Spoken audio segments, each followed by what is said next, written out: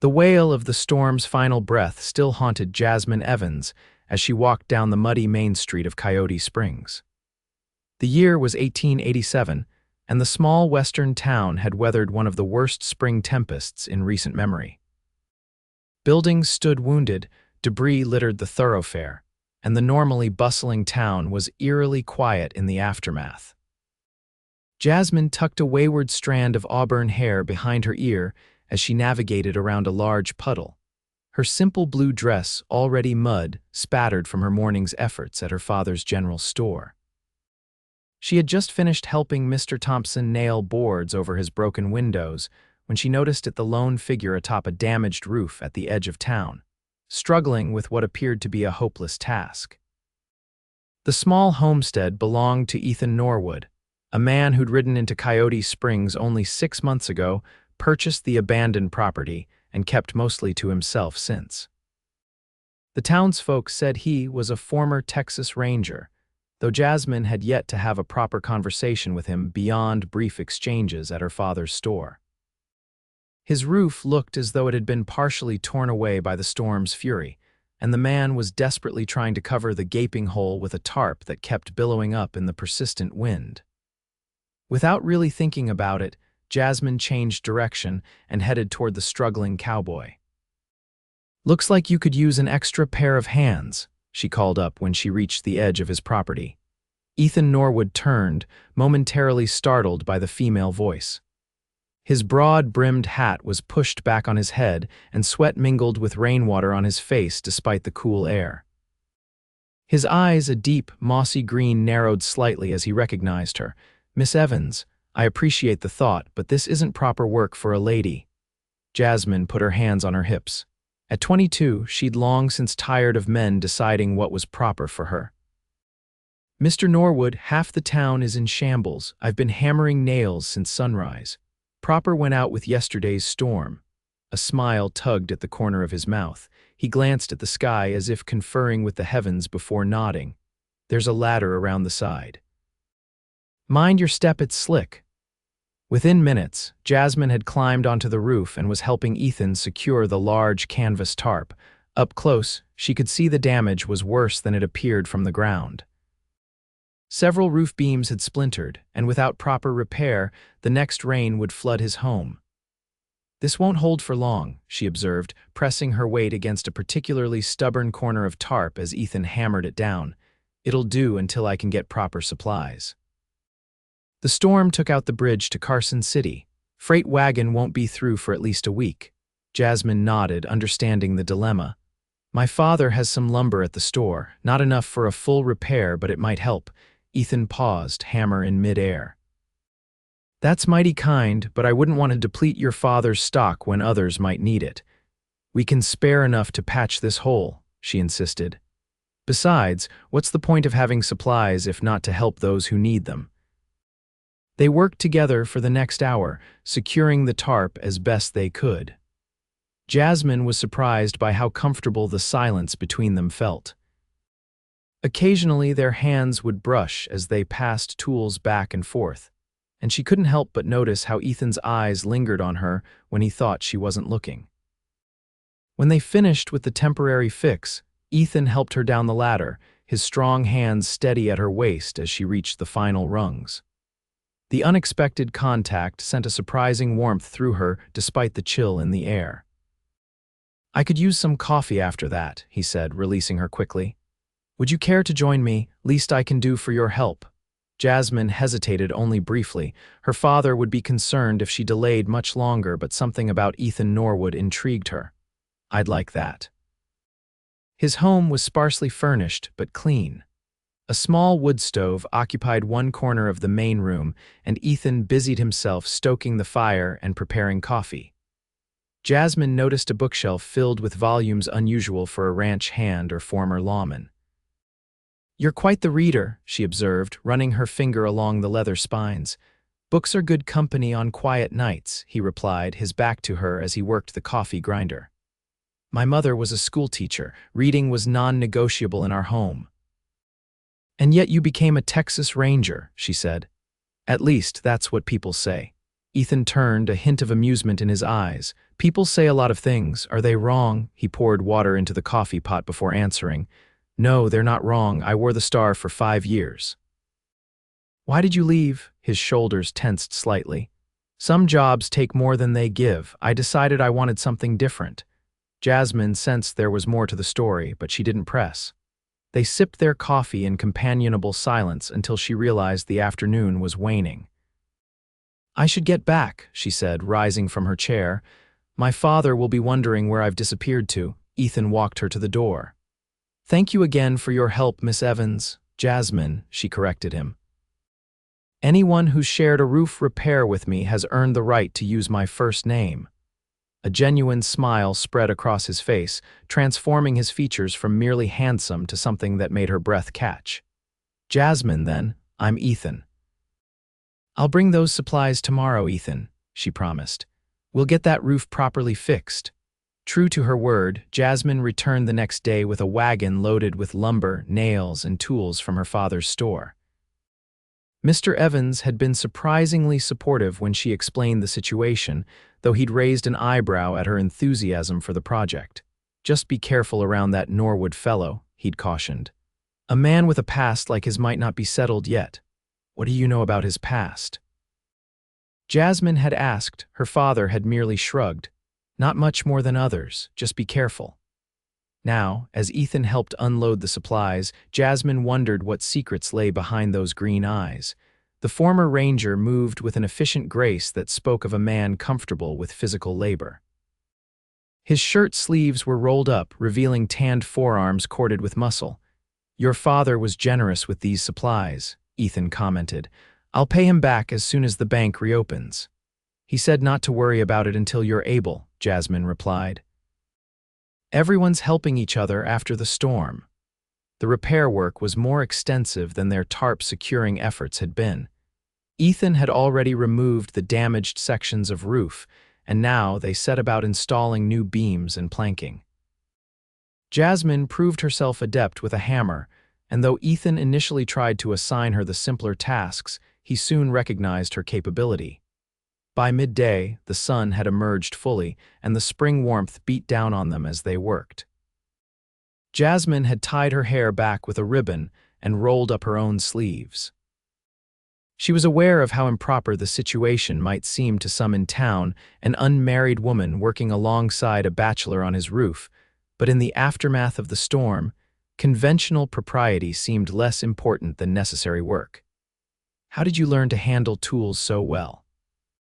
Ethan asked as they paused for water. Jasmine wiped her brow with her forearm. My mother died when I was 12. It was just my father and me after that. He needed help and I was all he had. I learned to do whatever was needed. Ethan nodded, understanding in his eyes. My father died when I was young too. Different circumstances, but I understand having to grow up fast. Is that why you became a ranger? She asked, seizing the opening. He looked out over the landscape, his gaze distant. Partly. I had notions about justice and protecting the innocent. Some of that was true, some of it was, more complicated. Before Jasmine could ask more, the sound of approaching hoofbeats interrupted them. Sheriff Daniel Patterson rode up to the property, his weathered face set in stern lines beneath his gray mustache. Afternoon, Norwood, the sheriff called up. Miss Evans, your father's been asking after you. We're repairing the roof, Sheriff, Jasmine explained, though it was obvious. I can see that. His eyes moved between them with thinly veiled suspicion. Just thought you should know there's been some trouble over in Harker's Gulch. 3 men shot up a saloon last night. Witnesses say they're heading this way. Ethan's posture subtly changed. You think they're coming to Coyote Springs? Can't say for certain. But I know those men match the description of the Blackwater Gang, and I know they might have reason to look for a former ranger. The sheriff's meaning was clear. I appreciate the warning, Ethan said evenly. After the sheriff rode off, a tense silence fell between them. Jasmine set down her hammer. The Blackwater Gang, she asked quietly. You have history with them, Ethan sighed, setting aside his own tools. I was part of the team that brought in their leader 2 years ago. He was hanged in Austin. These would be his brothers and cousins looking for revenge. The revelation sent a chill through Jasmine despite the warm day. "Is that why you came here? You're hiding?" "Not hiding," he said firmly. "Starting over. I thought enough time had passed that they'd moved on. I was wrong." Jasmine studied his face. "What will you do?" "Finish this roof," he said simply. "Then decide." They worked until dusk, completing enough of the repair that the structure would hold against rain. As they gathered their tools, Ethan tested the strength of the new beams, nodding with satisfaction. "It'll hold," he said, then glanced at Jasmine with an expression she couldn't quite read. "Just like us."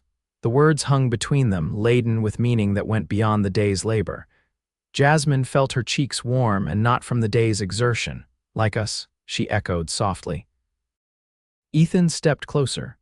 "I've kept to myself since coming here, Jasmine. Didn't think it wise to form attachments, but today—" He paused, seeming to struggle with his words. "Today reminded me what it's like to have someone at my side, someone I can trust." Before she could respond, he continued, "But the sheriff's right. If the Blackwater Gang is coming, it puts anyone close to me in danger. I won't do that to you or this town." "So you'll just leave?" Anger flared unexpectedly in her chest. "Run away." "It's not running," he countered. "It's protecting innocent people from a fight that isn't theirs." Jasmine gathered her courage. "What if I said it is my fight now? What if I said you shouldn't have to face this alone?" Ethan's expression softened. He reached out hesitantly and brushed a smudge of dirt from her cheek. "Then I'd say you're braver than most men I've known, but I'd still say no." They descended from the roof in silence, the day's camaraderie replaced by a weight that hadn't been there before. As Jasmine prepared to leave, Ethan caught her hand. "Thank you," he said. "Not just for the help with the roof." She squeezed his hand before releasing it. "This isn't over, Ethan Norwood, not by a long shot." Over the next 3 days, Jasmine divided her time between helping at her father's store and returning to Ethan's property to finish the roof repairs. Though he initially protested, she refused to be deterred. The work gave her an excuse to be near him, to learn more about the quiet man who had inadvertently captured her interest. She discovered he was 30 years old, born in Missouri, and had a younger sister living in San Francisco. He played the harmonica, though poorly by his own admission, and could recite lengthy passages of Shakespeare from memory. Each revelation was like uncovering a treasure, pieces of a man far more complex than the stoic former ranger the town perceived. For his part, Ethan seemed to delight in learning about Jasmine, her dreams of someday seeing the ocean, her skill with numbers that kept her father's books in perfect order, her secret passion for dime novels that she kept hidden behind the counter at the store.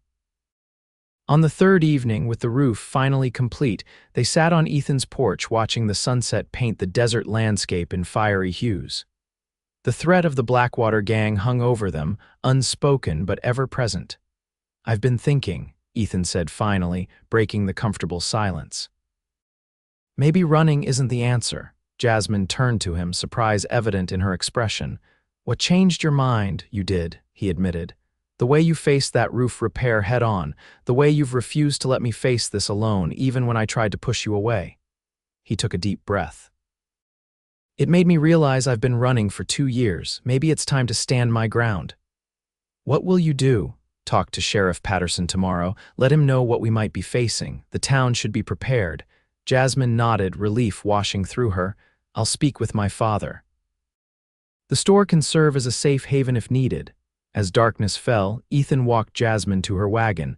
Before helping her up, he paused, his hands gentle on her waist. "Jasmine, he stopped, seeming to search for words. She waited, heart hammering in her chest. "I wish we'd met under different circumstances," he finally said. "I don't," she replied honestly. "These circumstances brought me up on your roof. I might never have known you otherwise."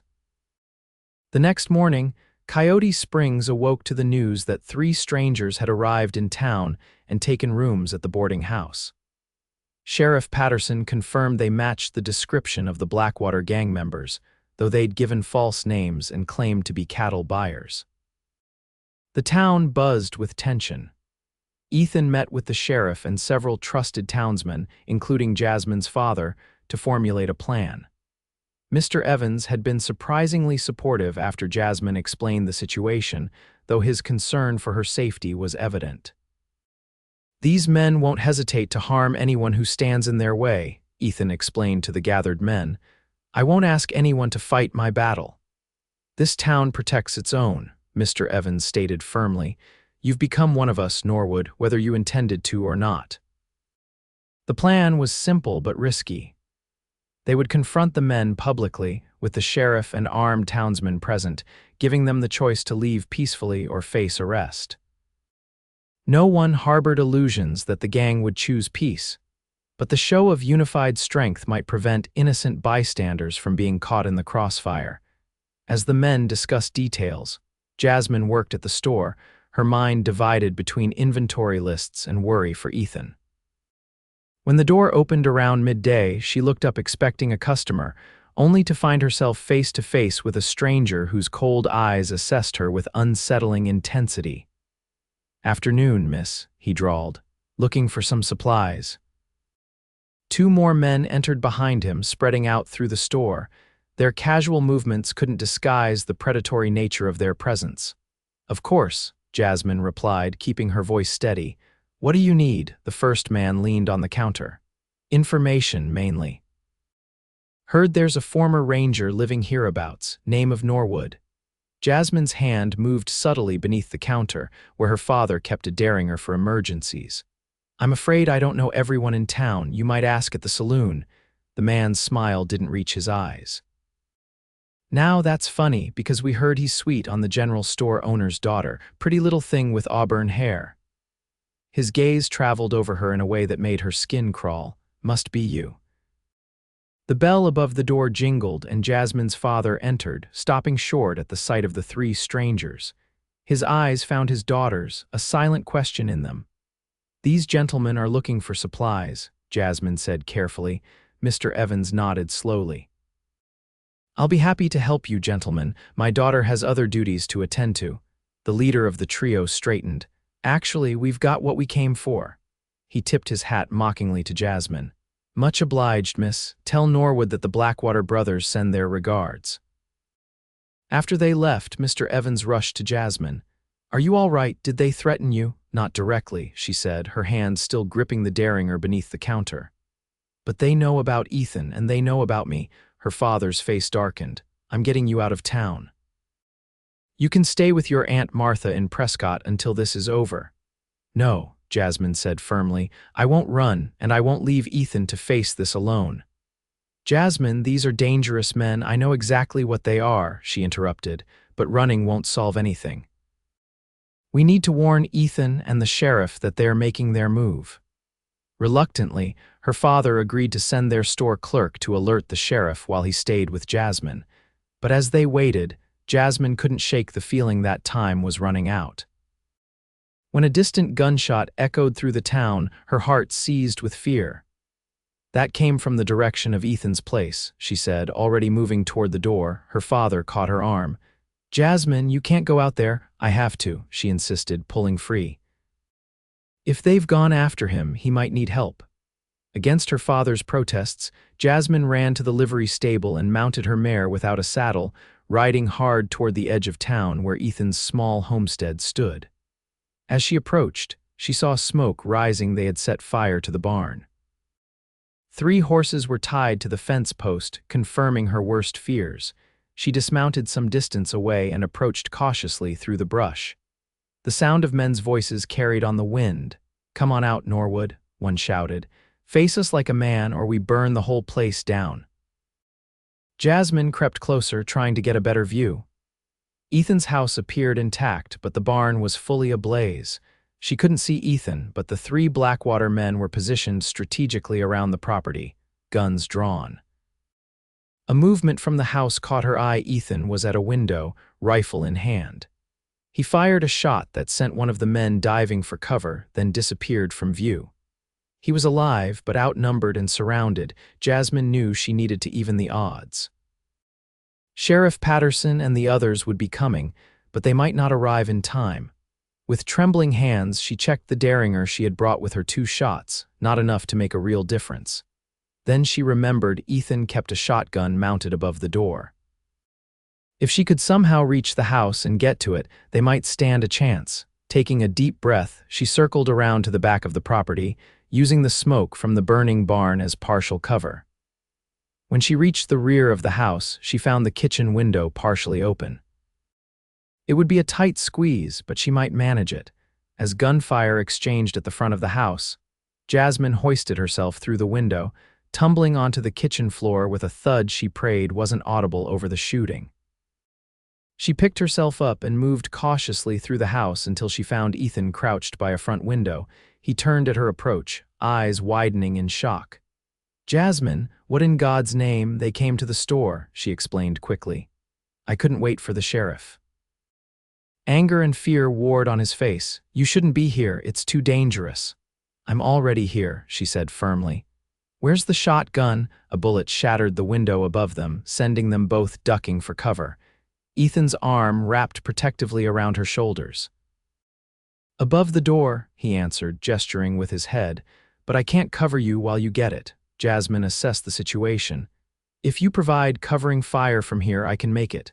Ethan looked like he wanted to argue, but another volley of shots decided for him. "On my signal, ready." She nodded, tensing for the dash. "Now." Ethan rose and fired 3 rapid shots through the window. Jasmine sprinted across the room, reached up, and grabbed the shotgun from its mount. As she turned back, a bullet splintered the doorframe inches from her head.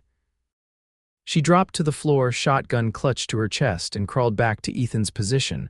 "Got it," she gasped, handing him the weapon. "Now what?" Ethan checked the shotgun, his expression grim. "Now we hold them off until help arrives. Stay low and away from the windows."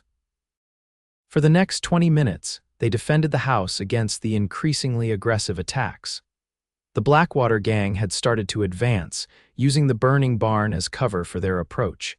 Ethan's ammunition was running low, and Jasmine knew they couldn't hold out much longer. "Jasmine," Ethan said during a brief lull, "if they breach the house, I want you to run out the back. Don't look back, just run." She shook her head. "I'm not leaving you. This isn't up for debate." His voice was sharp with fear for her. "I won't have your death on my conscience." "And I won't have yours on mine," she retorted. "We're in this together, remember, like the roof it'll hold." Something shifted in Ethan's expression. He reached out and touched her face gently. "You are the most stubborn, courageous woman I've ever known." The tender moment was shattered by a crash from the kitchen. Someone was breaking in through the back window. Ethan positioned himself in the doorway, shotgun raised. "Stay behind me," he ordered. The kitchen door burst open, and one of the Blackwater men charged through, gun blazing. Ethan fired the shotgun, the blast knocking the attacker backward. But the man wasn't alone. A second figure appeared, firing wildly. Jasmine raised the derringer and squeezed the trigger. The small gun kicked in her hand, and the second attacker stumbled, clutching his shoulder. Ethan immediately followed with another shotgun blast that sent the man crumpling to the floor. "The third one," Jasmine began, but her words were cut short as the front door splintered inward. The leader of the Blackwater Gang stood in the doorway, revolver pointed directly at Ethan. "Drop it, Ranger," he snarled, "or I drop you right here." Ethan slowly lowered the shotgun. "It's over, Blackwater. Your brothers are down and the sheriff's on his way." "Then I'd better finish this quick," the man growled, his finger tightening on the trigger. Jasmine acted without thinking. She still had 1 shot left in the derringer. Stepping out from behind Ethan, she raised the tiny gun and fired.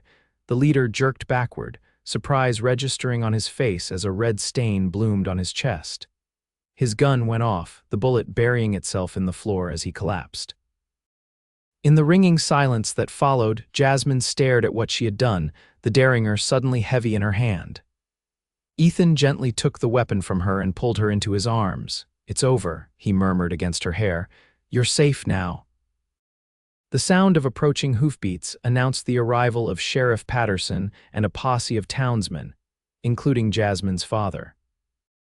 The aftermath was a blur of explanations and actions. The wounded Blackwater men were taken into custody, the dead one removed, and the fire in the barn finally extinguished.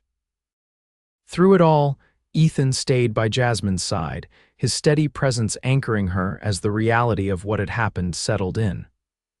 She had taken a life to save another, to save the man she now knew without doubt that she loved. As night fell and the last of the townspeople departed, promising to return the next day to help with repairs, Jasmine and Ethan sat once more on his porch. The charred remains of the barn stood as a stark reminder of the day's violence, but the house had survived largely intact like them.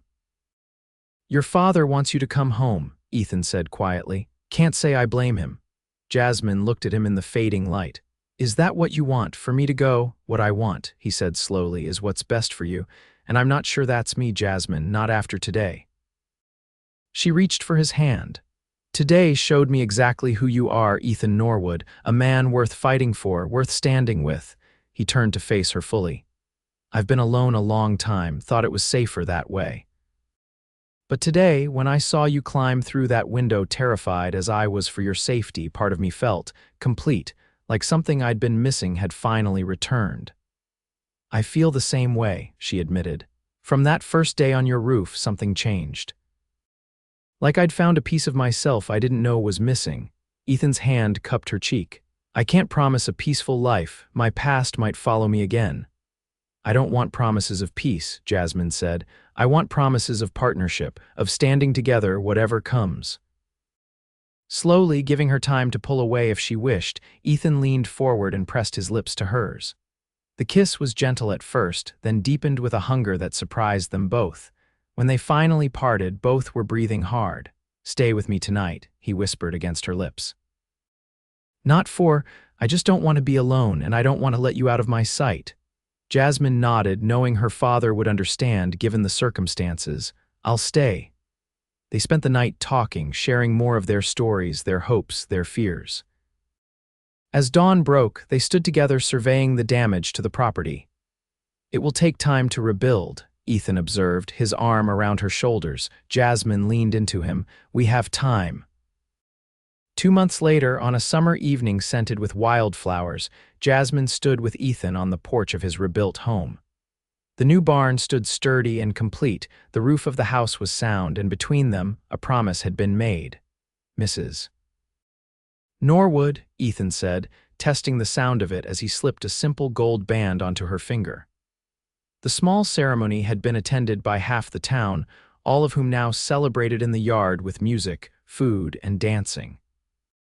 "I like how that sounds," Jasmine replied, admiring how the ring caught the golden light of sunset. Ethan pulled her close. "Remember what I said about the roof that first day, that it would hold just like us?" Jasmine nodded, smiling at the memory. "I meant it," he continued, his voice husky with emotion. "We've weathered the storm, Jasmine, together, and what we've built will last a lifetime." As they joined the celebration, moving among well-wishers and friends, Jasmine knew that whatever storms might come their way, they would face them together. Their love, like the roof they had repaired, had been tested and proven strong a shelter against whatever the future might bring.